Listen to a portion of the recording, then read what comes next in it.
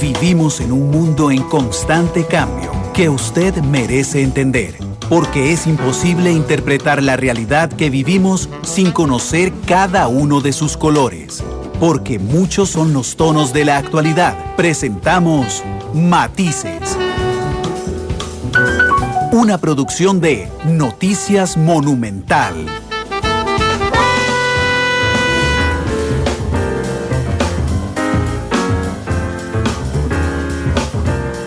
Hola, hola, ¿qué tal? 2 de la tarde con 3 minutos. Bienvenidos a Matices, este programa de Radio Monumental, que es una producción del Departamento de Noticias, en el que analizamos los temas que son noticia en Costa Rica y en el mundo. Hoy no podría ser otra persona la invitada que el ganador de la convención del Partido Unidad Social Cristiana, don Rodolfo Pisa, con quien bromeaba fuera de micrófono que nos hemos visto más, yo creo que me ha visto más a mí que a sus hijos en los últimos días. Don Rodolfo, ¿cómo le va? Sí, bueno, casi parecido, porque nos vimos el viernes en un debate. El martes pasado. El martes anterior también, todavía llegué ayer, ¿sí? En medio de la convención, y me toca venir de nuevo. Pues muchas gracias, muy buenas tardes. Y para mí es un honor participar una vez más en este programa. Gracias, don Rodolfo, porque sé que han sido horas muy cansadas. Primero, felicitaciones por el triunfo tan claro ayer en la Convención Social Cristiana. Bueno, muchísimas gracias de verdad.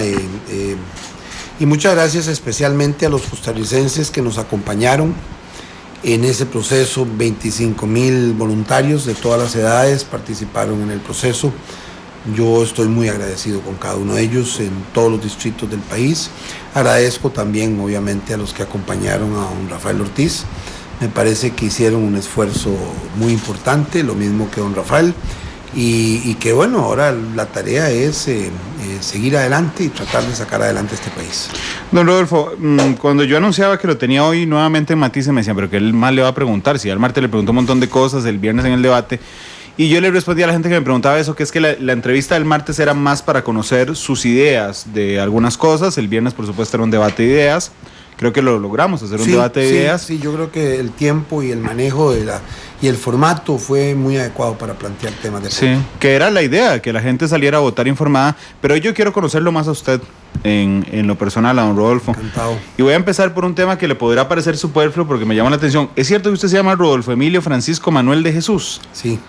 ¿Me puede contar la historia por qué? Tengo 5 nombres, bueno, creo que debería habérselo preguntado a papá. Papá tenía... Sí, seguramente. Bueno, probablemente el Rodolfo y Emilio por tradición familiar. Entonces, ¿su papá también se llamaba Rodolfo Emilio? Rodolfo Emilio y mi abuelo también. Uh-huh. Y bueno, además en mi familia ha habido muchos Emilias y Emilios. Mi abuela se llamaba Emilia Escalante Durán, pero su suegra se llamaba Emilia Chamorro Mora, sobrina de don Juanito Mora, hija de doña Juanita Mora Porras. De manera que hay una tradición en el tema del Emilio. Mi hermano se llama Benjamín Emilio y bueno, por supuesto que hay un tema de tradición. Uh-huh. Ahí, en el caso de Manuel, porque mi abuelo de España, el padre de mi madre, no lo conocí porque se había muerto cuando ella era joven, pero en cualquier caso se llamaba Manuel. Francisco, probablemente porque tanto mi abuela materna como paterna, la de España y la de Costa Rica, doña Emilia Escalante Durán, eran muy franciscanas y muy convencidas de los valores digamos, franciscanos. Sí, se ponían hábito y vea que en 2 mundos distintos. Sí, es interesante. Sí. Y además lectoras profundas digamos, de San Agustín y de Santo Tomás. A mí me tocó vivir un tiempo con cada una de ellas. Cuando mis padres se fueron a Nueva York, yo me quedé básicamente un año con mi abuela en Costa Rica y me había tocado vivir en España también con ella, con la española. El de Jesús, bueno, probablemente por la tradición. Pero voy a decirle que mi hermano tiene un nombre más. ¿De verdad? 6 nombres. Sí, un día lo llamaron para decirle que era el costarricense que más nombres tenía. Dice, mira, Rodolfo, a él no le gusta la política, no participa en política. Entonces me dice, mira, Rodolfo, me están llamando para hacerme una entrevista. Y le digo, pero ¿de qué te van a entrevistar? Hace unos años. Y dice, mira, me dice que yo soy el costarricense que tiene más nombres, que tiene 6. Y se llama, se lo sabe, ¿no? Benjamín Emilio, no, debe ser complicadísimo. Benjamín Emilio sí, sin duda. Sí, por supuesto. Benjamín Emilio, y tiene también Francisco Manuel de Jesús, pero tiene uno más que ya no recuerdo. Oye, ¿y cuál le sale en la cédula? Porque debe ser complicadísimo No, una cédula a usted, Rodolfo. No, las cédulas solo salen los dos nombres. Sí. Hoy ya solo se permiten dos nombres inscribir, pero no, la cédula solo aparece Rodolfo Emilio. ¿Nunca usó ninguno otro? No, nunca lo usé, y es más, yo creo que ya tardíamente, cuando fui a sacar la cédula, fue que alguna certificación ya mayor, que me percaté que tenía tantos nombres. No, siempre era Rodolfo Emilio. Me llama la atención lo de sus abuelas. ¿Ellas se conocieron entre ellas? ¿La que vivía en España y la que vivía en Costa Rica? Bueno, ya casados mis padres, sí. Alguna vez vino mi abuela de España a Costa Rica, años después. En aquella época era muy difícil. Acuérdese que mamá, cuando se casó en Madrid con papá, que estudiaba el doctorado allá, ellos se vinieron en barco. Y era un barco que paraba en Nueva York, que paraba en Cuba, que llegaba a Limón. Y bueno, y de ahí pues se fueron casi directos a La Abuela y al Cacao y a La Abuela, donde vivían mis abuelos. Y a La Abuela Centro también. Y bueno, ya después se fue a Golfito, que era los primeros años que fue su primera casa independiente en Costa Rica. Porque antes vivía pues en la casa de los abuelos, que siempre, supongo que para una pareja siempre es útil vivir en su propia casa. Sí, seguramente. Pero no, al venirse en esa época, años después vino mi abuela a ver si a su hija la trataban bien aquí en Costa Rica, y pues se percató que sí, se quedó unos meses y claro, se conocieron, pero no, es una tradición, cada una por su parte, y supongo que de ahí viene el concepto. Es curioso que leyeran las dos a San Agustín. ¿A usted le quedó algo de eso de teología? No, de teología no, pero a mí sí me parece que ahí hay, digamos, a mí me tocó ser en algún momento profesor de historia del derecho, más como afición que por otras razones, y también de teoría general del derecho, cuando era más jovencillo. La teoría general del derecho más o menos también se funda un poco en la filosofía del derecho. Claro. Y sí, ahí hay aportes esenciales al derecho tanto de San Agustín como de Santo Tomás, digamos, de cuál es el papel del derecho en la sociedad. Yo de vez en cuando, incluso cuando hablo de la discusión sobre las guerras justas, cuándo las guerras son justas y cuándo no, ahí hay una discusión teológica muy fuerte en el siglo XIII, sobre todo después de las cruzadas. Y básicamente a la conclusión a la que llegan después del esfuerzo de las cruzadas, que fue un esfuerzo inútil, innecesario, de muerte y destrucción, que también tuvo un impacto en la historia de la humanidad. Lo cierto es que ahí hay una expresión de que las guerras son justas cuando justas son sus causas, y agregaron un concepto: y se pueden ganar. Es decir, que no basta la justicia de la causa, es necesario que en el elemento de la justicia esté integrado la posibilidad de ganar. Y eso tiene que ver mucho con debates éticos que yo, digamos, cuando ejercía de profesor, yo le ponía, mire, eso, digamos, en el derecho internacional, cuando un país no tiene la fuerza para imponer la paz, tiene que hacer solo sus buenos oficios. Yo lo puse, creo que en unos artículos que escribí sobre la guerra en Irak, de por qué me parecía que Costa Rica no debía participar en esa guerra ni apoyar esa guerra. Pero hubo dos artículos sobre ese tema. Uno lo titulé Ni trompetas ni panderetas, un poco para definir un poco qué política exterior. Eso fue en los años 2003. Pero ahí hay un debate ético. Digamos, un país grande tiene unos deberes éticos diferentes a un país pequeño. Igual que el hermano mayor, que tiene 18 años y ve a dos hermanos pequeños de 9 años peleándose, su deber ético es separarlos, porque tiene la fuerza para separarlos. Pero si el hermano menor tiene 9 años y ve a los hermanos mayores de 18 años, su deber ético no es pararlos, es pedirles que paren, porque no tiene la fuerza para parar. Eso tiene que ver un poco con la capacidad. Y por eso, digamos, la expresión, ya metafóricamente, que las batallas, no las guerras, porque en general uno quisiera que no hubiera ninguna guerra. Las batallas en la sociedad son justas cuando son justas sus causas y se pueden ganar. Es decir, no basta la justicia a la causa. Sí, es muy interesante. De hecho, voy a recordarlo dentro de un rato cuando le hable sobre política exterior, sobre lo exterior, en política exterior siendo presidente. Pero le decía que me interesa conocerlo, pero también me interesa conocer sus reacciones emotivas, don Rodolfo. Sí. Ayer, por ejemplo, bueno, déjame preguntarle algo primero. ¿El proceso de ayer es el primero electoral que gana? Sí. ¿O en algún momento se había sometido su nombre a votación en general en el ámbito político y había ganado? No. No, ok. ¿Qué se sintió? Una responsabilidad tremenda. Pues, supongo que sí, se lo vi en la cara cuando estábamos cubriendo, que estaba feliz. Hay un alivio, sí, un alivio, una felicidad, pero también una responsabilidad tremenda. Pensar el peso que se pone sobre los hombros. Uno, en la vida política, en la vida profesional, incluso cuando uno alcanza una meta, siempre lo que piensa es, bueno, y ahora las responsabilidades que tengo que asumir.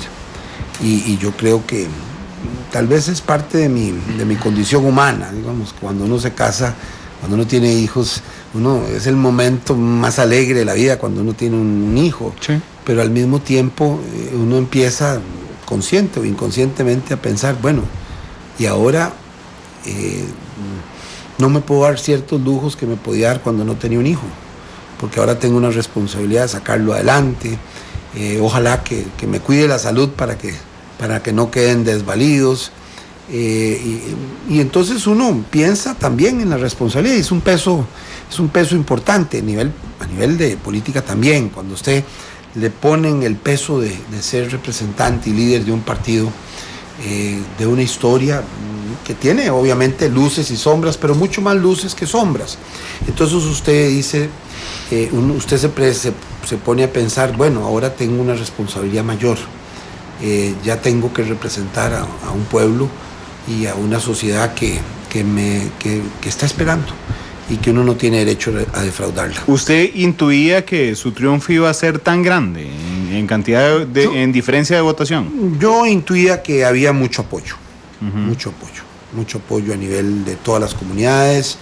Yo había visitado todos los cantones de este país y había ido palpando, digamos, un apoyo muy significativo. Por supuesto que al final la decisión, como dije, es una decisión del pueblo y que es al final el que toma las decisiones y la voluntad de Dios, porque tampoco por mucha decisión que tengamos los seres humanos siempre hay una voluntad superior. ¿Usted es muy religioso, Rodolfo? No soy. Sí soy creyente, pero no soy muy religioso, no. Pero sí tengo, probablemente consciente o inconscientemente, esos valores inculcados que siguen representando un valor importante en la vida. Pero no soy yo creo que sí hay personas muy religiosas. A mí cuando me invitaban a algún grupo, le digo, mire, yo no soy tanto. Sí, me gusta participar y me siento, digamos, creyente. Yo respeto mucho, digamos, incluso a los que no creen, sobre todo a los agnósticos, que tienen siempre una duda existencial. Y hay una canción de Sabina que no se refiere a esto, que dice, esta sala de espera sin esperanza. Cuando uno tiene una vida sin pensar que hay una vida más allá de la muerte terrenal, uno está como en una sala de espera sin esperanza. Y bueno, uno quiere siempre tener esa esperanza. Pero no soy digamos, tan incisivo, no cumplo siempre, digamos, con los días de fiesta y de fiesta en sentido religioso. No soy el mejor ejemplo de espiritualidad. Me parece que yo he conocido a lo largo de mi vida gente que tiene un compromiso espiritual que yo admiro, pero que yo no podría tener en esa magnitud. De hecho, yo siempre creo, y aquí le voy a compartir algo como entrevistador, que el entrevistador no solo revela a su entrevistado, sino que en cierta manera entra en una negociación simbólica donde el entrevistador libera cierta parte de su ser a cambio de que lo libere el entrevistado. Y aquí quiero contarle algo a cambio de que posiblemente sigamos hablando de esto, don Rodolfo. Sí. Yo estuve en un colegio católico, un colegio de monjas. Sí. Sin embargo, hubo una etapa en mi vida en que empecé a preguntarme todo. Y todo es todo. ¿Eso es normal? Todo desde lo más obvio hasta lo más profundo, hasta la existencia de Dios, hasta un montón de cosas. Y a mí siempre me llama la atención porque efectivamente hay gente muy religiosa dogmática, ¿verdad? Y hay gente muy creyente que no necesariamente es dogmática. Y en las últimas intervenciones, en la del martes conmigo, en la del viernes en el debate, ayer todavía aquí en la visita y hoy, ha hecho referencia a Dios. Pero es una referencia a Dios, digamos, lanzada desde lo creyente profundamente, en que después de todo el razonamiento hay un control superior. Sobre todo, quiero preguntarle si esa es efectivamente su experiencia. No lo veo como un control superior. Me parece que al final yo creo fundamentalmente en el libre albedrío. El libre albedrío es que nosotros tenemos que ser responsables de lo que hacemos en la vida y no podemos trasladarle responsabilidades a Dios. Es un tema de inspiración, no existe una guía ni una receta. No hay un destino escrito. No, el destino nos toca escribirlo y así está establecido. Hay en la mitología griega, que es otra forma de expresarlo, hay una visión. A mí me gusta leer mucho la mitología griega, me parece que tiene unas enseñanzas especiales. Digamos, los dioses en la mitología griega son seres humanos, la mayoría. Tienen defectos y tienen virtudes. Y yo creo que uno, al final, lo que tiene que hacer es valorar a las personas con sus defectos y con sus virtudes. Incluso tener una dosis muy alta de misericordia en el sentido que planteaba el obispo Mercier en Los Miserables, de la misericordia hacia ese ser que no ha podido cumplir. Y yo creo que eso es un deber. El Quijote también lo expresa maravillosamente cuando le da los consejos a Sancho de cómo gobernar en la ínsula de Barataria, cuando a él le toca ser gobernador. Entonces, en la misericordia, usted tiene que, digamos, entender las falencias y las limitaciones del ser humano, y no pretender juzgar únicamente desde una perfección que no existe. Los seres humanos somos imperfectos, somos seres que tenemos virtudes y tenemos defectos. Al final, incluso cuando yo asumí el cargo en la Caja Costarricense del Seguro Social, que don Miguel Ángel me planteó que él estaba pensando que podría yo acceder a ese cargo, él me dijo, bueno, deme razones para por qué sí o por qué no. Yo le hice una lista de mis virtudes y mis defectos. Le dije, si mis virtudes pesan más que mis defectos, no, hombre. Me dice, no, yo no ando buscando un puesto. Porque los seres humanos no somos perfectos. Y gracias a Dios, la imperfección tiene un valor muy importante en la vida, y nos ayuda a ser más humanos. Yo escribí hace poco a propósito de un primo, al que quise mucho, que se murió. Él fue drogadicto muchos años, drogadicto muy fuerte, había vivido en Nueva York, se había ido con su familia y había caído en la heroína. Yo cuando fui de embajador alterno fui a buscarlo y me lo topé en un búnker. ¿En la OEA? No, en la ONU. En la ONU, Nueva York. Disculpe, sí. Y fui a buscarlo y él vivía en un búnker. Y entonces lo vi enfrentando su enfermedad, yendo después a un programa de metadona, de cómo... Y de alguna manera lo acompañé, lo volví a reencontrar. Y él no solo salió de la heroína, de su drogadicción, sino que se hizo psicólogo y se hizo especialista en tratamiento de adicciones. Y después trabajó mucho tiempo ahí en Los Santos, en la clínica como psicólogo.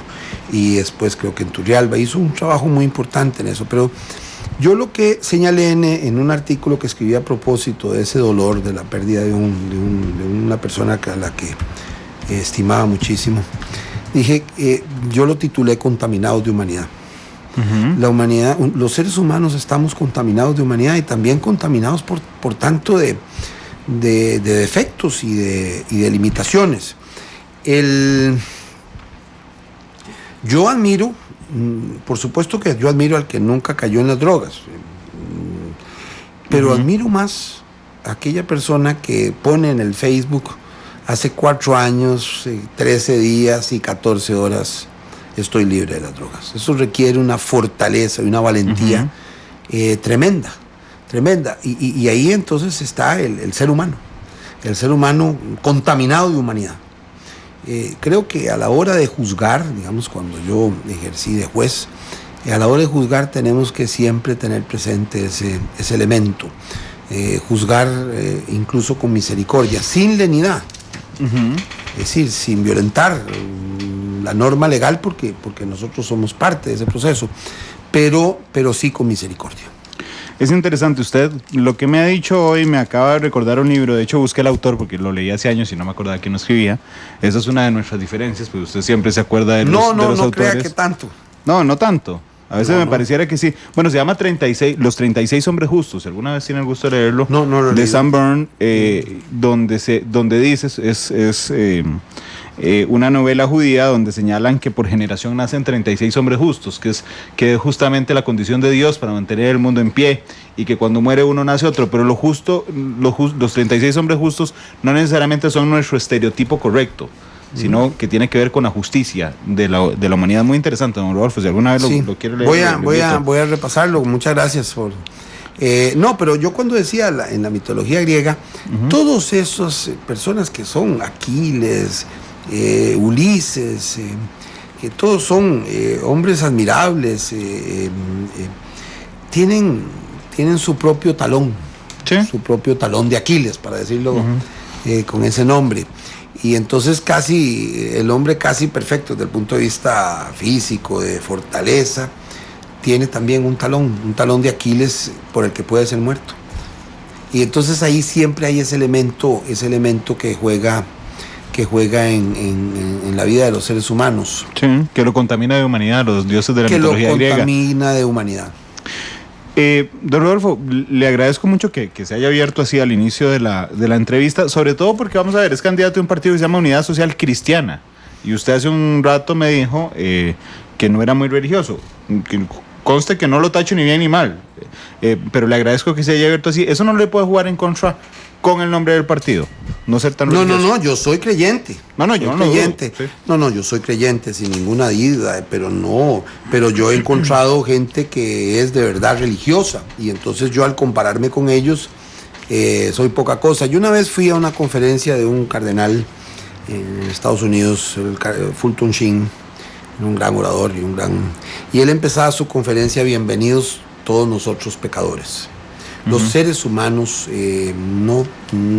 es soberbia pensarse superiores a los demás. Déjeme regresarme ayer por la tarde. Yo sé que usted es profundamente respetuoso de la institucionalidad, lo sé por su carrera y lo sé por las entrevistas que le he hecho. Y ayer se esperó, por supuesto, a que el Tribunal Electoral Interno hiciera el segundo corte para dar su triunfo. Pero yo quiero saber, así entre nos, ¿cuándo supo que había ganado ayer?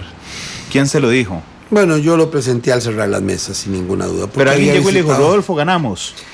Sí, unas horas después, porque ya había recibido algunos datos de cada miembro de mesa que le mandan a uno mensajes de texto de todo el país, y era muy raro que digamos 50 mesas en distintos lugares del país, todas en una misma dirección. No sabía cómo ni cuánto, pero obviamente ya intuía la victoria. Me parece que especialmente al visitar los centros de votación uno tiene ahí un sentimiento, una sensación que no es racional, y por tanto tampoco tiene derecho a decir, mire, a proclamarse, claro, no, hasta que los números y el pueblo tome la decisión y se pueda contar. Pero sí es un tema de sensaciones, por ejemplo, yo visitaba y le agradecía a todos los que estaban trabajando con mi tendencia y los que estaban trabajando con la otra tendencia. Y poco a poco iba percibiendo en cada uno de esos lugares que también los que trabajan con otra tendencia, de alguna manera, algunos de ellos me felicitaban. Y entonces uno tiene una sensación. Es una idea de que ellos mismos que están ahí acompañando a la gente a votar, ya se están percatando de una decisión. Entonces sí, pero repito, hasta que no se cuenten los números no se puede hacer la afirmación. Estoy de acuerdo y le entiendo que usted sentía que iba a ganar en el día. Sí. ¿Cuándo supo que ganó? Yo convencido más o menos ya en la noche, ya entrada la noche. ¿Quién le dijo? ¿Me puede contar? No, mensajes que recibía de la mesa tal, y cuando usted recibe de 50 mesas de distintas partes del país y las diferencias son claras, usted ya más o menos asume que tuvo la victoria. Claro. Pero eso es un poco antes de que el tribunal anunciara. Ya desde el primer corte ya había un anuncio, digamos, a las 6 de la tarde o a las 7 de la noche que se hizo ese primer corte. Había un fiestón ayer en la estación. De hecho, nosotros transmitimos desde las 6 hasta las 10 de continuo, ¿verdad? Y hubo un momento en que yo le pedí a los dos periodistas que estaban tanto aquí en el Hotel Irazú, donde esperaban los resultados de la tendencia de Rafael Ortiz, como los que estaban en la estación, que no hablaran, simplemente me dejaran los ambientes. Entonces yo dije, vamos un momento al ambiente del Irazú. Y realmente tuve que preguntarle al técnico si estaba abierto el micrófono, porque se dio un silencio absoluto. Eso es después del primer corte. Después dije, vamos a la estación, y era un escándalo en la estación. Eso se percibía. Y decían, don Rodolfo no ha llegado todavía a la estación. ¿Estaba en su casa? No, me fui a descansar a un hotel cerca de la estación para no llegar tan tarde pero estaba muy cerca. ¿Pero estaba viendo los resultados? No, un buen rato no. ¿No? Un buen rato me ¿Cómo descansé. hizo para manejar la ansiedad, don Rodolfo? No, yo soy muy tranquilo, voy a decirlo con toda sinceridad. Yo soy relativamente tranquilo, siempre tengo algún nivel de ansiedad, soy un ser humano. Pero no, yo soy, yo soy ansioso en cada actividad pública, pero tal vez tengo una fuerza que tal vez viene de mi padre Rodolfo Pisa Escalante, a quien debo tanto en la vida y que nada me hubiera gustado más que hubiera estado presente el día de ayer, aunque él murió hace más de 15 años. Claro. Mi padre era un hombre muy firme, defensor de las tesis, casi con mucha fortaleza, mucha convicción, pero al mismo tiempo era un hombre que entendía las dificultades de la vida a nosotros, papá tenía momentos que le iba muy bien económicamente y momentos que le iba muy mal, entonces nosotros pasábamos de una parte de arriba para abajo. Y sobre todo cuando participaba en política, bajaba el nivel de vida, sensiblemente al salir de la... A mí me ha pasado eso mismo exactamente, cuando yo fui director de Reforma del Estado, me tocó una etapa muy difícil, cuando fui presidente de la Caja al salir tuve una etapa muy difícil económica, pero yo ya estoy más o menos preparado porque había visto eso en mi casa. De su papá. Y entonces no sentía una dificultad abismal para enfrentar, digamos, la adversidad o la alegría. Yo creo que yo a los amigos le digo, mire, en la victoria sea humilde, en la derrota no se deje humillar. Es que me están contando algunas fuentes que su papá en los pasillos de la Sala Constitucional le decía a Rodolfo mijo. Sí, mijo. No sé. Yo les digo también a mis hijos mijo. Sí. Sí. Y de su papá firmaba R.E. Pisa, el Emilio. Sí, que me contaba al inicio. Yo también firmo Rodolfo E. Pisa, R, para hacer la distinción al final. Y mi hijo, Rodolfo, él se llama Rodolfo Eduardo. Sí, lo cambió. Sí, con Alejandro sí se llama Alejandro Emilio. Pero yo le puse Rodolfo Eduardo para que mantuviera la E, para mantener la tradición, pero que si él no quería sentirse prisionero de mi nombre, que usara el Eduardo y que se sintiera liberado. Yo con mis hijos he tenido una relación maravillosa, de verdad, yo soy súper admirable. Yo todos los padres sé que lo hacen, pero digamos yo por ejemplo nunca les dije que tenían que estudiar, ni nunca fui muy exigente, más bien a veces me dicen, sos muy permisivo. Yo creo que uno, con los hijos, uno hasta cierta edad, le toca educarlos, pero después le toca solamente dar consejos y respetar sus propias decisiones. Y yo en ese sentido espero seguir haciéndolo toda la vida. Ayer se enojó alguna hora del día. Es que, digo, aquí me voy a poner la soga al cuello, pero es que hay una cobertura periodística que ahí empezó a circular en la tarde. Sí, me puse tenso por la hora. No, pero había gente que decía, a doña Ani no la dejan hablar. Y un periodista que lo andaba haciendo usted de los míos me dice, mira, es que dicen tal cosa. Yo vi el video y ni perdas el tiempo preguntándole eso. Me parece que lo sacaron absolutamente de contexto del video. Y digo, usted está contaminado de humanidad, don Rodolfo. Quiero saber si eso le molestó en el día. Ni siquiera me recuerdo el medio, con toda sinceridad. No, yo puedo en algún momento, porque yo en mi vida le he dicho, sería un irrespetuoso de mi esposa, yo creo en la libertad, profundamente, y como le he dicho yo, cuando vos querás hablar, hablás, y hablás con toda transparencia, lo que vos querás decir, y ella tiene sus puntos de vista y sus posiciones. Por ejemplo, yo debo mucho de mi compromiso con el bienestar animal y el respeto a los animales, se lo debo mucho a Ani. Mi esposa es una mujer muy creyente en el bienestar animal, tiene unas convicciones muy fuertes. Yo siempre creía, pero de una manera más genérica. Ella tiene unas convicciones muy fuertes en ese tema.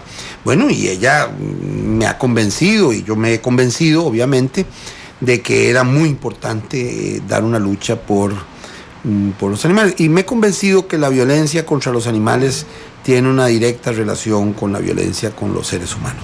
Pero ¿no le molestó que le sacaran algunos medios de contexto eso? Porque el titular decía, no dejan hablar a la esposa de Pisa. Ni siquiera era doña Ani, era la esposa de Pisa, y de una vez la subordinan a usted. Mire, yo creo que ahí es que ella no quería hablar y le dicen, ¿qué es? Que no la dejan hablar. Y entonces ella no contesta nada. Sí. Pero entonces asumen que como cuando dicen, ¿qué es? Que no la dejan hablar, y entonces dicen, no la dejan hablar. No. Ella después, por eso, precisamente después... Pero no le hirvió la sangre ahí, don Rodolfo, usted. Vea, por un segundo, yo no soy un hombre rencoroso. Algunas veces me dicen que parezco más una lechuga. Porque yo no me hierve la sangre casi nunca. Momentáneamente sí. Pero 10, 15, 20 minutos después tal vez se me pasó. Okay. Y bueno, ayer también, pues probablemente hay ese momento no especialmente, pero obviamente que, porque hay una pregunta como incómoda, como imputándome como que yo... fe. No digo eso, porque yo supongo siempre buena fe en los demás. Pero yo supongo que, bueno, y será que querrá decir que yo no la dejo hablar, eso jamás. Pero... Bueno, y en el momento del curso, en una entrevista también, preocupado por llegar a San Sebastián a cerrar, y entonces la entrevista duró más de la cuenta en un medio de comunicación, y tal vez digo, pucha, ya estoy en medio de una convención, era un ratito y de pronto tenemos más de media hora. Suelten, me dijo usted. Sí, pero digamos que... Pero después de esos 5 minutos después realmente digo, pucha, qué torta, tal vez no yo se lo he dicho así, porque tal vez estaba preocupado por cumplir la siguiente etapa, porque digamos, esto en medio de una convención y una campaña a uno lo llevan de la relinga, digamos, venga, vaya corriendo para acá. Yo lo noté ayer aquí con el Trump. Y claro, sí, hay que llegar en punto y tienen razón, porque hay un horario en cada uno de esos lugares, y a veces cuando hay una presa y uno dice, no voy a llegar. El otro día, en días antes de la campaña, me tocaba dar una charla, estaba invitado muchos meses atrás a la universidad, al auditorio de la Universidad Latina, y había quedado llegar a las 6 de la tarde. Yo me fui a las 5:15 del barrio Escalante, y la Universidad Latina está en Lourdes de Montes de Oca. Puse el Waze y decía, bueno, media hora, llego. Y empezó a sumar, y al final llegué una hora después, o sea, llegué 15 minutos tarde a dar la conferencia. Y claro, en ese momento dice uno, bueno, y al punto de que me traía a una persona, y yo 400 metros antes le digo, no, mire, me bajo aquí, me voy corriendo. Me prestó el paraguas y ahí me fui corriendo, me empapé un poco porque está lloviendo en serio, y ahí pasé como una semana resfriado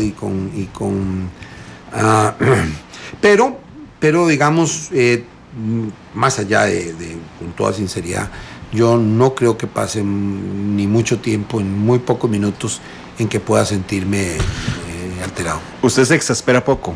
Sí. Cuando jugó básquet nunca le pitaron una técnica. Sí, claro. Sí, se exasperaba jugando. ¿Lo expulsaron alguna vez jugando básquet? ¿Es difícil? Seguramente, pues que más de 5 faltas era expulsión. No, Rodolfo, pero expulsión no. De técnica Pisa va para afuera. No, así no, porque yo no, digamos, si hacía alguna falta era pues, parte del juego, no con una intención de hacer daño, ni mucho menos. Anoche sintió en algún momento, desde su contaminación de la humanidad, don Rodolfo, me encantó esa frase, por cierto, se la agradezco, que era una revancha personal de la anterior convención. No lo sentí así. ¿No? Sentí una satisfacción, eso sí, de pensar que esta vez los socialcristianos sí me habían dado un mandato, que la otra vez había tenido que tomar en circunstancias muy difíciles, coger una bandera en el suelo y decir, sí, vamos adelante, asumir como un relevo. Digamos, en algún momento en la campaña anterior había ido a un tope a Guápiles. Y en ese tope yo estaba en una tarima y estaba el doctor digamos en medio del tope, y en medio del tope, cuando llegó a la tarima, que quedaba como la mitad del camino, me dijo, yo me tengo que ir ahora, toma el caballo y terminate el tope. Entonces yo tomé el caballo y terminé el tope. Y después, pocos días después de una renuncia, dije, qué raro, me tocó terminar el tope. Sí. Digamos, de alguna manera, yo digamos, incluso,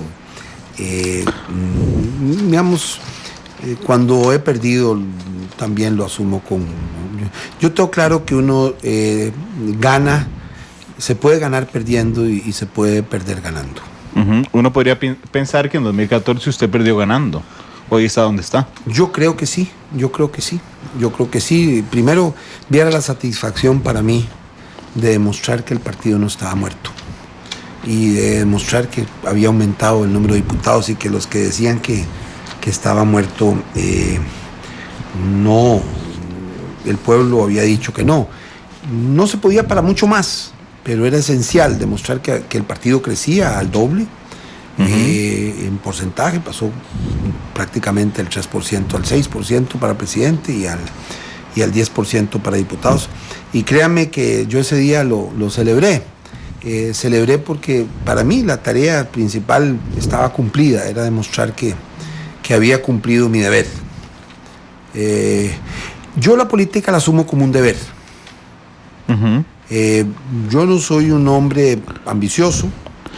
Usted fue insistente en la entrevista del martes en ese sentido con nosotros. Una pregunta anecdótica antes de ir a la pausa comercial, don Rodolfo. ¿Por qué ayer no se esperó a que Rafael Ortiz aceptara la derrota antes de proclamarse ganador? Porque no sabía a qué horas él haría la conferencia de prensa y tenía los medios de comunicación ahí esperando, y les dije hasta las 9 para dar tiempo, pero digamos que en ese momento yo lo que iba era señalar básicamente el agradecimiento a la gente que me había apoyado.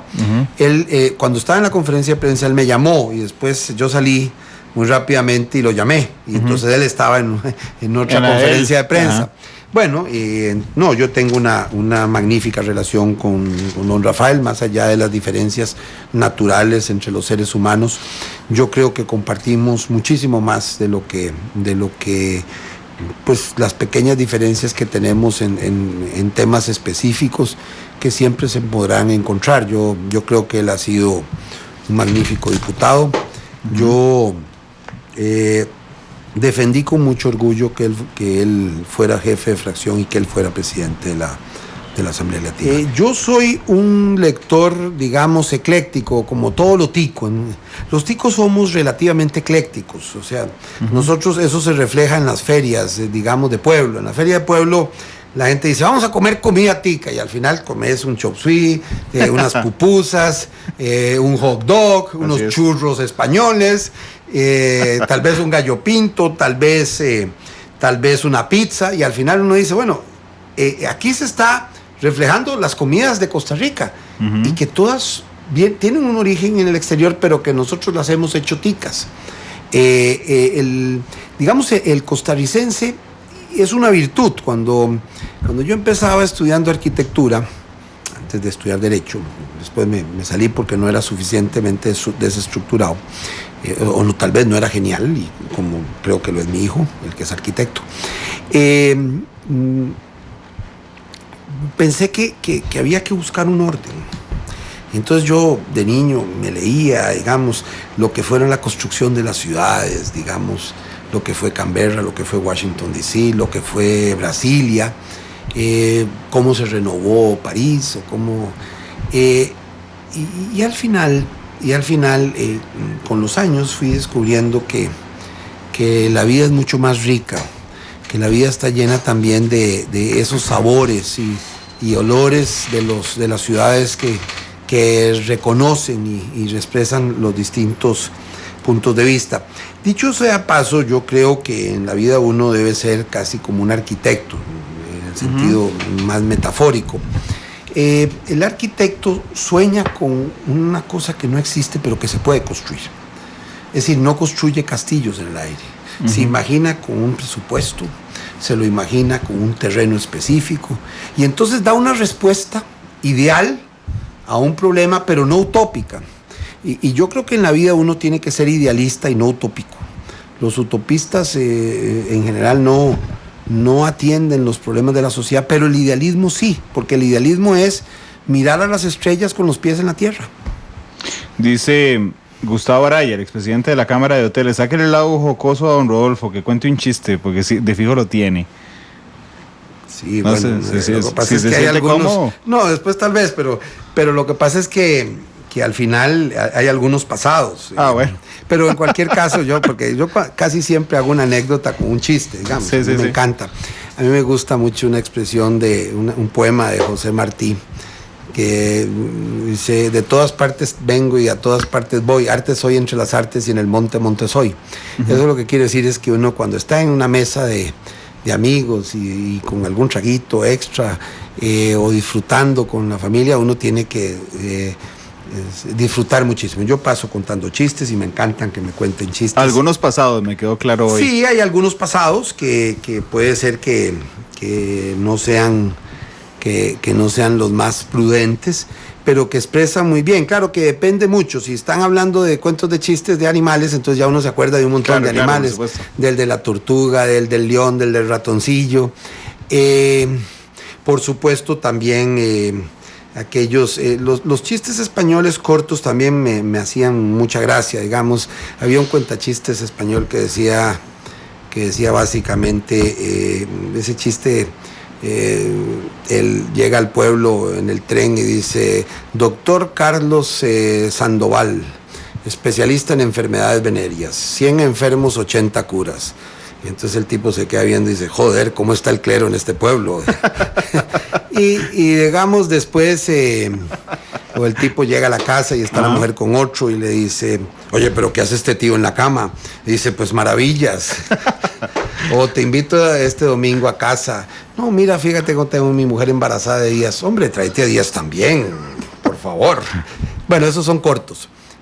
A mí los argentinos también me hacen gracia, y los ticos también. Yo disfruto montones de los chistes de Costa Rica, me parece maravilloso. ¿Había contado chistes en un medio de comunicación en vivo? No. Bueno, bienvenido. Dice JP Chávez: buen invitado, sereno, sensato y con ideas claras. Bueno. Dice Diana Andrade: tiene mi apoyo y total admiración para levantar la bandera de nuestro querido partido. Vamos por esa presidencia. Le agradezco haber contado ese par de chistes, 3 chistes aquí que me los aprendí. El problema es que si lo cuento a alguien que llegó yo al programa, me va a decir: usted es un copión de don Rodolfo. Así que... No, por Dios. Todos los chistes los he aprendido, los ha uno oído de alguien. Sí. Don Rodolfo, ya... Vamos a ver, en esta etapa ya en candidatura, ya usted espera que el tema de que si usted estuvo en el Libertario o no estuvo en el Libertario, si ayudó en la redacción de su programa o no, ya pasó. ¿O usted cree que va a recrudecer en campaña? Mire, yo he aprendido que los temas van y vuelven una y otra vez. A mí me parece que yo he insistido que lo fundamental no son las etiquetas, son las propuestas. Los costarricenses quieren oír propuestas y quieren oír ideas, no debatir de quién es más guapo y quién no lo es, y si fue más puro o menos puro. Me parece que esas cosas, con los años tal vez uno aprende a pensar que los humanismos, había un texto en la Universidad de Costa Rica cuando yo estudiaba, un texto que se dedicaban los humanismos, y había el humanismo liberal, el humanismo socialista, el humanismo social cristiano, el humanismo anárquico, digamos, y el de la socialdemocracia, y descubre uno que lo fundamental es el humanismo. y que todos hicieron un aporte esencial a la vida. Costa Rica es una amalgama de esfuerzos en que le debemos mucho a los liberales, por supuesto, el Estado de Derecho, la democracia que hoy conocemos, la educación pública gratuita y obligatoria, la abolición de la pena de muerte, las garantías individuales, pero también le debemos al socialismo, algunas ideas que en el social cristianismo las supimos integrar, digamos, las garantías sociales, la justicia social, ese equilibrio o la seguridad social que tomamos del modelo un poco a mitad de camino entre el modelo alemán y el modelo inglés de Sistema Nacional de Salud. Y entonces uno descubre que al final lo que importa son las propuestas. Y a mí me parece que debemos hablar mucho más de las propuestas, de cómo vamos a crear trabajo, de cómo vamos a bajar la criminalidad, de cómo vamos a enfrentar las presas. Claro, pero lo atacaron por ahí. ¿Eso le dolió? ¿Lo consideró un golpe bajo? No, tal vez era más insistente de la cuenta, entonces tal vez fue que saqué el Petra. Pero digamos que, no, yo creo que al final uno sabe que está en un proceso electoral y yo trato por principio, y es un tema que he tratado de seguir en mi vida, yo no quiero ganar porque los demás no sean buenos, quiero ganar porque soy mejor. Don Rodolfo, ¿cuál es su película favorita? Wow, es que siempre uno también tiene varias, ese es el problema. ¿Pero es cinéfilo usted? Relativamente, sí, me encanta el cine. Ahora en los últimos años no estoy tan al día, pero sí trato de ver algunas. Yo encuentro películas maravillosas. Claro. Hay películas maravillosas, pero hay en algún momento, a mí me pasa, a mí me gusta leer un libro súper profundo, o ver una película muy, muy, muy profunda y tensa, pero eso me da una etapa de un par de semanas que voy a ver cualquier tontera que están dando como que me aliviana un poco. A mí la comedia me encanta, la comedia me parece maravillosa. A mí me encantan muchísimas películas, a mí me encanta, yo tal vez porque soy... tal vez por mi padre o por influencia, de niño uno iba a ver todavía casi como estreno Lo que el viento se llevó, o El ciudadano Kane, y a papá le encantaba Casablanca. Sí. Fue él el que me inculcó que me gustara Casablanca. Digamos, para hablar de las películas viejas, claro, clásicas, me gustaban algunas de Hitchcock, digamos, para hablar de las que eran de blanco y negro, me parecía esa película de Rebeca, me parecía maravillosa, cómo hacer que una película toda gire alrededor de Rebeca y Rebeca nunca aparece. Sí. Digamos, me parece algo, a mí me parece que a veces eso pasa en el país, que todo el mundo habla de un tema en particular, pero el tema nunca aparece. Entonces uno dice, se parece como la película de Rebeca. Me encantan también las películas de Cantinflas. Uh-huh. Me parecen espectaculares muchas de ellas. Por supuesto, ya del cine moderno hay unas, Forrest Gump me gustó mucho. Hay un momento en esa película donde él está corriendo solo y uno dice, una persona que tal vez sin un motivo empieza a correr de este a oeste y empieza a correr solo sin ningún motivo, y de pronto empieza la gente, las tomas es maravillosa, donde empieza la gente a unirse en esa carrera, sí, y al final son cientos de personas que corren con él y que él les da un motivo de inspiración, aunque él en particular no tenga un motivo especial para hacerlo. Eso refleja un poco también el liderazgo. El liderazgo es que a veces cuando uno inicia una batalla, la tarea principal no es uno hacer las cosas, es inspirar para que las demás personas las hagan, y las hagan mejor que uno. Yo cuando hablo de los logros en la caja, tengo clarísimo que tal vez mi principal virtud fue no solo escoger bien la semilla, no solo regarla, de vez en cuando, alguna vez podarla, sino dejar que creciera, incluso aunque vinieran sin preguntarles de qué partido eran, sino, a ver cómo hacemos para tener esto, para que las cosas funcionen y se hagan mucho mejor. El cine así, comercial completo, ¿usted tiene nietos, don Rodolfo? Tengo nietas, 2 nietas. ¿Las ha llevado al cine? Todavía no, porque son muy pequeñas. Una tiene 9 meses y la otra 2 años y 9 meses. Todavía sueño con volver a llevarla. No, en los próximos años. Yo me acuerdo que con mis hijos yo llegué a ver películas de Disney algunas veces 20 veces. Sí, claro, El Rey León, o La Bella y la Bestia, o La Sirenita. Sí. Bueno, Frozen la vi, pero por una circunstancia paralela, pero en general, el periodo cuando uno tiene niños pequeños, sí, claro, se dedica a ver todas las películas porque la quieren ver 20 veces. Yo me percaté porque mi hija me pedía 20 veces que le contara el mismo cuento todas las noches. Entonces yo le hacía algunos cuentos nuevos, alguno que otro que he escrito, precisamente contándole cuentos nuevos, porque de ahí un momento que ya decía, bueno, ya, yo soy el que me canso de contar el cuento que ya me conozco. Pero por ejemplo, a mí me encanta El Ciudadano Kane, me encanta la película, pero también me encantan Los Vengadores. Y son dos dimensiones absolutamente diferentes. Igual del cine comercial. ¿Qué le gusta? Star Wars, Los Vengadores. Bueno, a mí me encanta Star Wars. Es decir, me encanta Star Wars, me encanta El Señor de los Anillos, me parece maravilloso, me parece con unas lecciones impresionantes. Algunas series de Netflix me parecen ahora muy buenas, muy bien logradas. ¿Ve House of Cards? Vi House of Cards después de la campaña. ¿Sí? Pero me percata... ¿Va a salir la quinta temporada? Sí, voy a ver si la veo en estos días, pero digamos, yo señalaba, incluso lo señalé ya después cuando hablaba con un grupo de amigos, le digo, vea, no, incluso escribí sobre la obra, 2 escritos hice, y ahora que sale un libro publicado de todos mis artículos de los últimos 4 años, tengo uno especialmente sobre House of Cards, de la House of Cards o la política. Tiene cosas, elementos ahí originales. Yo mi primer trabajo grande a los 17 años en la Universidad de Costa Rica, más de 110 páginas, era Los caracteres del buen gobernante en El Príncipe de Maquiavelo y Mirabeau, el político de Ortega y Gasset. Y bueno, era muy crítico, obviamente, pero House of Cards recoge algunas cosas de esas, tiene algo de Macbeth, tiene algo del Príncipe de Maquiavelo, pero me parece que es una caricatura. Casi como que, y le enseña algo que no es.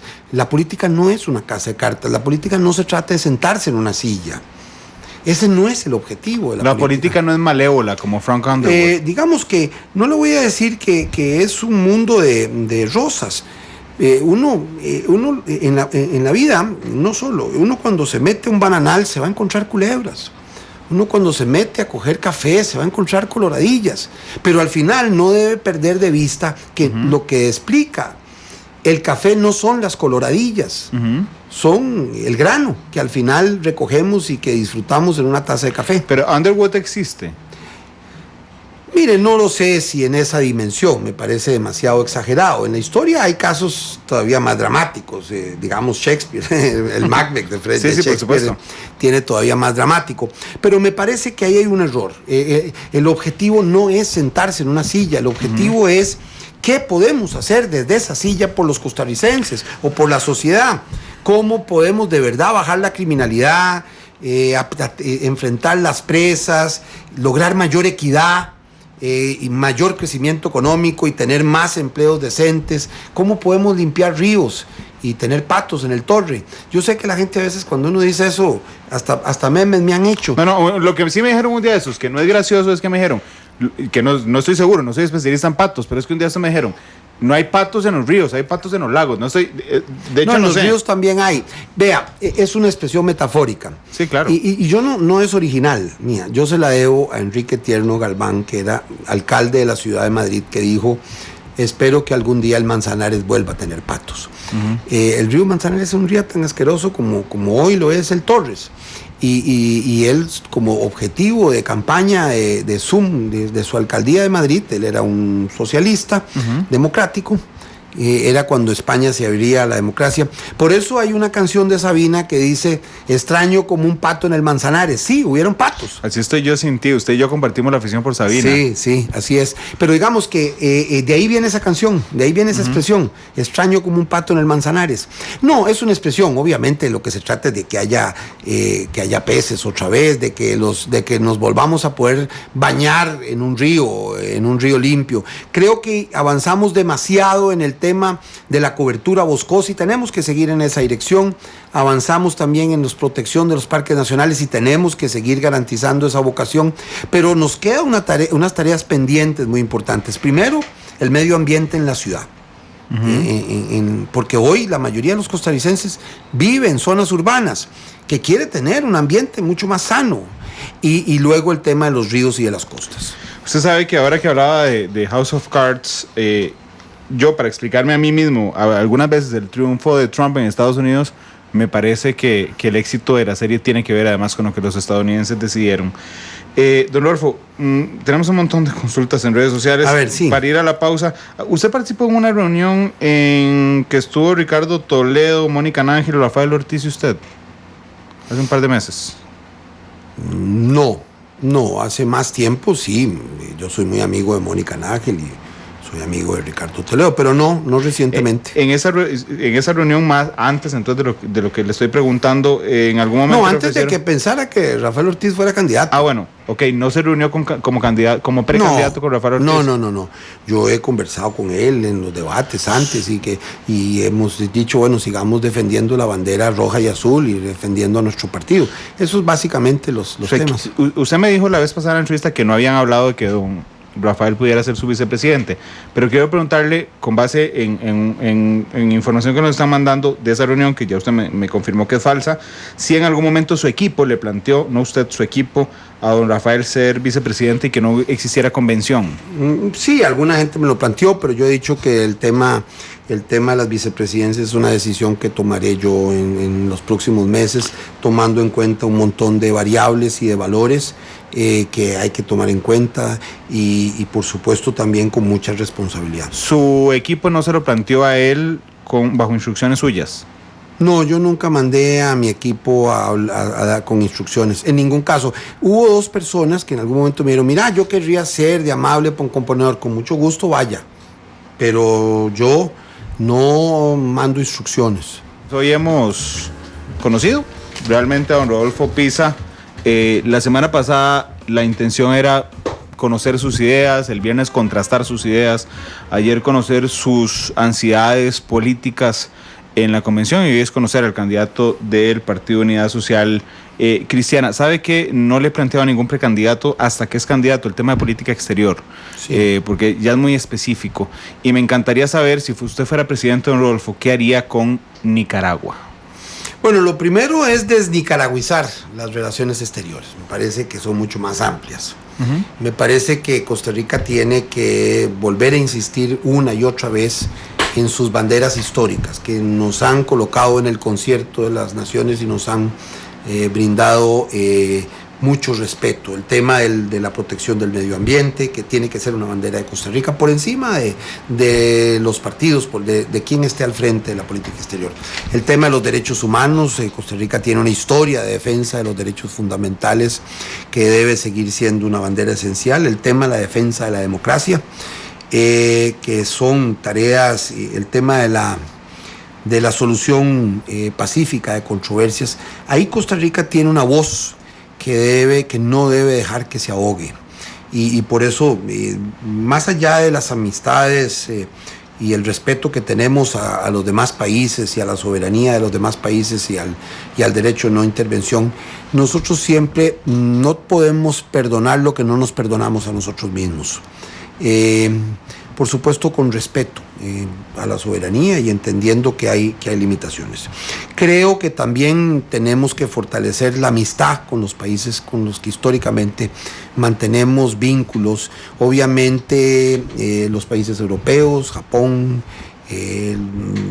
Canadá, los Estados Unidos, por supuesto ahora recientemente también China y otros países con los que hemos compartido valores, digamos, occidentales de equilibrio que son esenciales. Obviamente destacando eso, por supuesto que siendo también muy claros en señalar los errores y las cosas que me parece que no nos desvían de ese objetivo.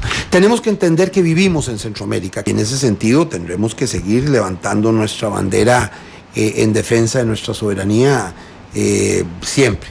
Nosotros no tenemos derecho, un gobierno no tiene derecho a renunciar ni a la dignidad del cargo, ni a la soberanía. Usted al inicio de esta entrevista, cuando me contó de sus abuelas y que leían San Agustín, estábamos hablando sobre las guerras justificadas o no. ¿Cuándo eran justas, no justificadas? Bueno, ¿Cuándo eran justas y cuándo estoy pensando en Venezuela. ¿Es justo a esta altura una salida militar en Venezuela, don Rodolfo?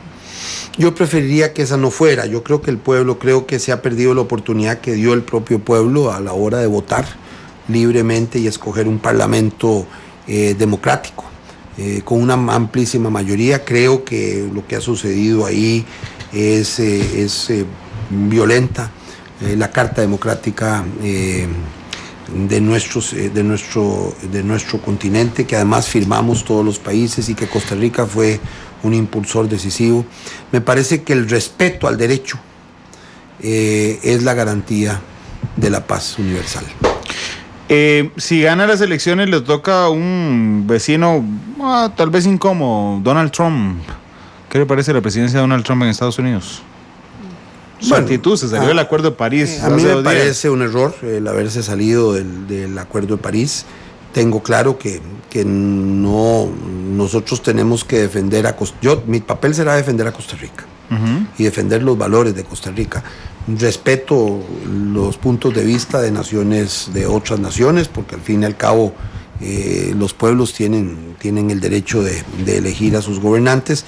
Yo señalaría que fue un error, pero más bien insistiría en la importancia de seguir, digamos, por ejemplo, con el compromiso, con la lucha contra, por garantizar un clima y un respeto digamos, por bajar la contaminación ambiental y enfrentar mejor el cambio climático. Y me parece que el Acuerdo de París fue un buen acuerdo. Escribí algún artículo, incluso felicité a Cristiana Figueres por su papel, y me parece que Costa Rica ahí jugó un papel importante, positivo. Yo quisiera que en los demás países convencerlos de que vuelvan otra vez al proceso de entendimiento entre las naciones.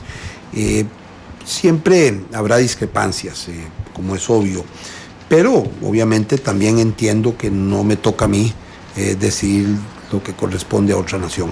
Regresemos al partido un momento. La Unidad Social Cristiana tiene una forma muy sui generis de escoger a sus candidatos a diputados.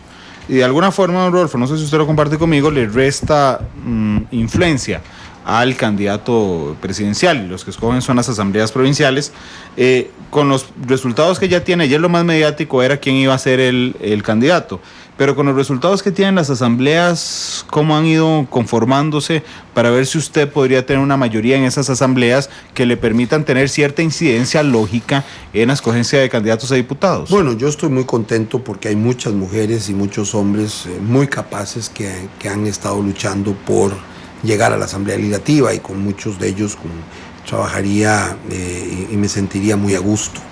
Creo que en el lado de nuestra tendencia, los que estuvieron conmigo ahí, hay muchas mujeres muy empoderadas, de manera que estoy casi seguro que probablemente obtendremos la igualdad vertical y horizontal sin necesidad de forzar en una Asamblea Nacional un cambio.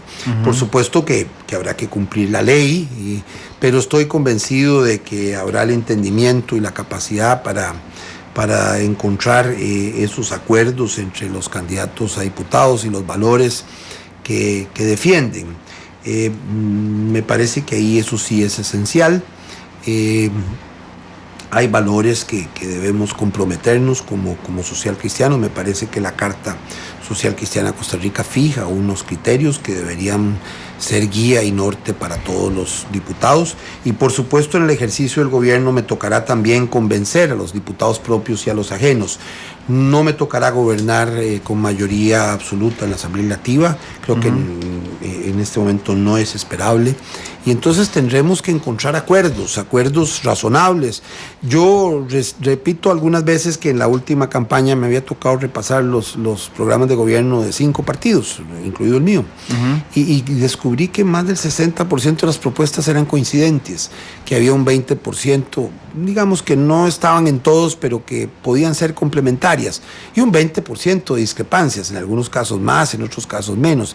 Pero hay propuestas muy interesantes de todos los partidos, y yo creo que en un gobierno tenemos que ser capaces de que todos se sientan ganadores a la hora de llegar a la Asamblea Legislativa, y por supuesto ser estrictos en algunos temas que obviamente hay diferencias, y que sea la democracia y que sea la mayoría la que determine y zanje esas diferencias.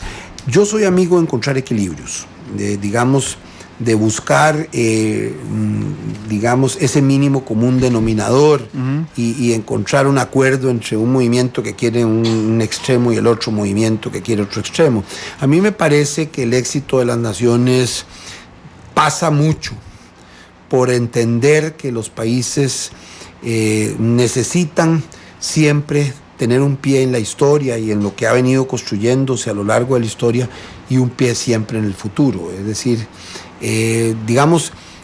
yo tengo un libro que se llama Seguridad Social Nova et Vetera, que lo que significa es cambia pero permanece. Siempre un cambio, siempre a favor del cambio, siempre a favor del futuro, pero siempre con un respeto a lo que hemos construido a lo largo de la historia como sociedad, y a los valores que han aportado todas las corrientes de liberación, lo que aportó Liberación, lo que aportó la Unidad Social Cristiana, lo que aportaron los comunistas, lo que aportaron los liberales.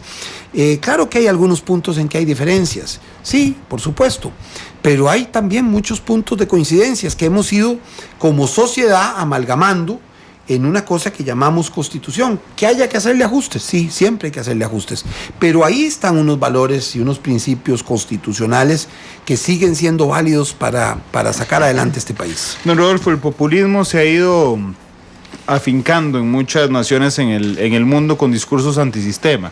En Francia casi Marine Le Pen es la presidenta francesa, está Donald Trump en los Estados Unidos, y bueno, en América Latina tenemos un montón de ejemplos de discursos antisistema. ¿De alguna forma cree o teme de que el discurso antisistema se filtre en la campaña política costarricense para 2018? Mire, el discurso antisistema vende porque ya hace es un discurso simplista, de búsqueda de culpables y de decir aquí hay unos culpables. Yo tengo un artículo específicamente sobre la búsqueda de los culpables. Las sociedades, cuando pasan buscando culpables, dejan de buscar las soluciones. Por supuesto que los tribunales aplican las culpabilidades y deben aplicarlas con todo el peso de la ley y con toda y de acuerdo con los principios del derecho, pero los gobiernos, su papel no es buscar culpables ni encontrar una causa de culpabilidad, ni chivos expiatorios, sino buscar soluciones a los problemas que enfrentamos. Es muy probable que en el futuro el debate no sea entre la derecha y la izquierda, sino entre el populismo y la democracia. Y nosotros estamos del lado de la democracia. Yo seguiré insistiendo que la democracia vale la pena, que el Estado social de derecho vale la pena, que el liderazgo que necesita este país no es el liderazgo antisistema, ni el liderazgo mesiánico, no es el liderazgo absoluto, es el liderazgo de convencimiento, de dirección de una sociedad. Yo creo que los costarricenses tendremos que escoger en el tipo de líder que queremos, cuál es el liderazgo que queremos avanzar. Yo ofrezco un liderazgo democrático, sin duda, un liderazgo que buscará siempre el equilibrio, el respeto a lo que hemos construido. Por eso hablo del respeto a los derechos adquiridos, pero al mismo tiempo ser muy estricto en no otorgar nuevos beneficios y nuevos privilegios que no tengan sustento. Me parece que ahí, y cómo ir ajustando precisamente para que esos, lo que han sido privilegios, los vayamos bajando sensiblemente, pero creo que los países que triunfan son aquellos que saben hacer reformas consistentemente. Yo tengo un trabajo viejo que se llama La influencia de la Constitución de los Estados Unidos en las constituciones de América y Europa. Trabajo que fue publicado en España y en otros países también, incluso hay una versión en su idioma, un trabajo pequeño, fue en los años 80.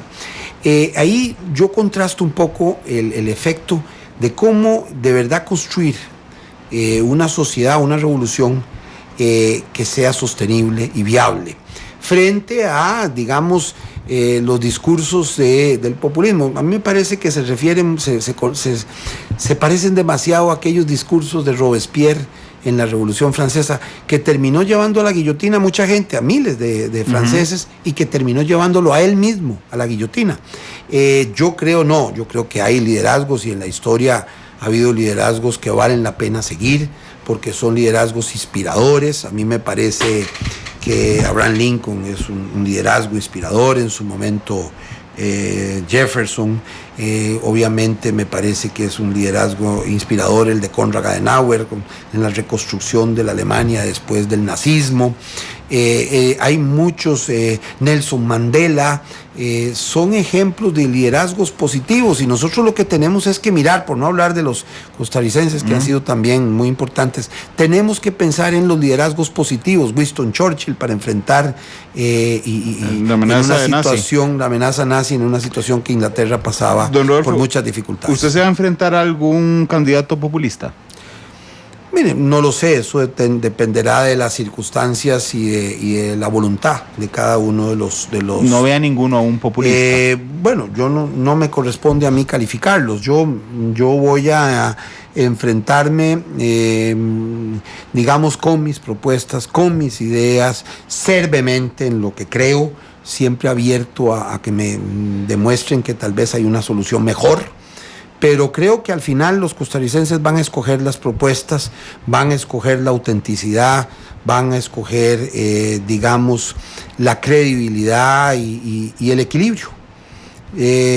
Por mucho que uno en algún momento se entusiasme con un discurso más populista, al final los costarricenses son inteligentes y saben que lo que vale es una trayectoria y vale también un equilibrio que vuelva a recuperar la esperanza y la credibilidad de los costarricenses, hacer las cosas que hace rato no hacemos, pero al mismo tiempo también que garanticen que sigamos siendo un país democrático y un país que cree en las libertades y los derechos fundamentales. Don Rodolfo, muchas gracias por venir hoy. Muchas gracias de verdad y muchas gracias a todos los costarricenses que a través de este medio nos han escuchado, y sobre todo también a los que nos han acompañado y a los que todavía no nos conocen pero que espero me acompañen a partir de ahora. ¿Escogió a los Beatles para cerrar esta tarde? Sí, para cambiarla otra vez escogí Noches de Boda ¿De Sabina? De Sabina, me parecía que sí, Let It Be, me parece que es una canción espectacular. Gracias, don Rodolfo. Let It Be en Matices. Los esperamos a las 7, la tercera emisión de Noticia Monumental. Mañana a las 2 de la tarde, Matices Internacional. La historia de la invasión a Panamá y la vida de Manuel Antonio Noriega, 3:25. Feliz tarde.